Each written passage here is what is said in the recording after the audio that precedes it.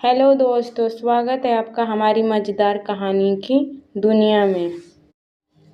सास, बहू और दादी सास की कहानी। रामा एक साधारण सी गृहिणी थी जिसकी दुनिया उसका बेटा और बहू और बूढ़ी सास थी।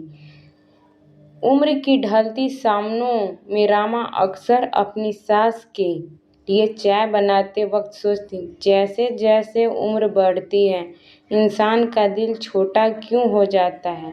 लेकिन उसकी सास, जिसे सब बड़ी माँ कहकर बुलाते थे, हर सुबह उसे कुछ न कुछ ऐसा जरूर कह देती जो रामा के दिल में चुभ जाता था।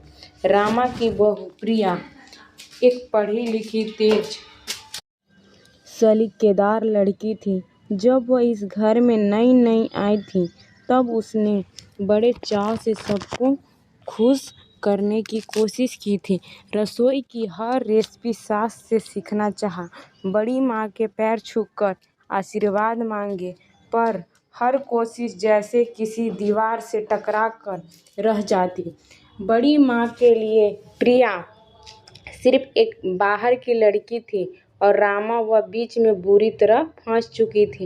एक दिन बारिश बहुत तेज हो रही थी, बिजली चल गई थी और घर में मोमबत्तियां की हल्की रोशनी फैली हुई थी।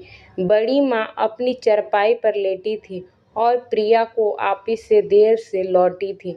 फिर कुछ खाई रसोई में जाकर सबसे पहले बड़ी माँ के लिए खिचड़ी बनाने लगी। रामा ने देखा प्रिया अपने भीगे बालों को समेटते हुए चुपचाप खाना बना रही थी और बड़ी माँ की खांसी सुनते ही बिना खाए खिचड़ी लेकर उनके पास जा बैठी, अपने हाथों से उन्हें खिलाने लगी। बड़ी माँ कुछ देर तक तो देखती रही, फिर पहली बार उनका हाथ कांपता हुआ प्रिया के हाथ पर आ गया। आंखों में आंसू थे पर वो छिपाने की कोशिश कर रही थी। उस रात रामा बहुत देर तक जागती रही। उसका मन भर आया था। उसने सोचा, कभी मैं इस घर की बहू थी, आज सास हूँ, कल प्रिया भी सास बनेगी। हम सब औरतें एक ही सफ़र में निकली हुई हूँ, फिर भी क्यों एक दूसरे को समझने से पहले हम में से इतनी दूरी बन जाती है। धीरे धीरे घर का माहौल बदलने लगा। बड़ी माँ प्रिया को अपनी पसंद की चीज़ें बना बना कर देती। रामा को देखकर मुस्कुराती, तेरी बहू तो तुझसे भी कदम आगे निकली। और रामा उस बात को सुनकर हंसती भी थी और कहीं न कहीं मन ही मन रोती भी थी। इस सास बहू के रिश्ते में जो कमाहट हो अपनी सास से कभी नहीं पा सकी थी, वह अब प्रिया के हिस्से आ गई थी।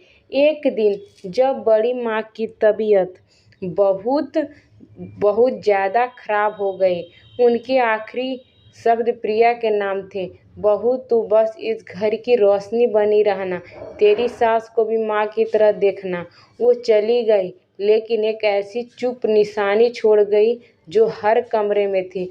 उस शाम रामा अकेले बैठी थी। जब प्रिया उनके पास चुपचाप आई, उनका हाथ थामा और कहा, माँ चाय पी लीजिए। रामा ने उनकी आंखों में देखा और वही अपनापन, वही स्नेह जो वह बरसों से तरस रही थी। अब इस घर में 3 पीढ़ियों की औरतें नहीं थी, अब ये सिर्फ एक रिश्ता था, वो भी अपनापन का। हमें इस कहानी से यही शिक्षा मिली।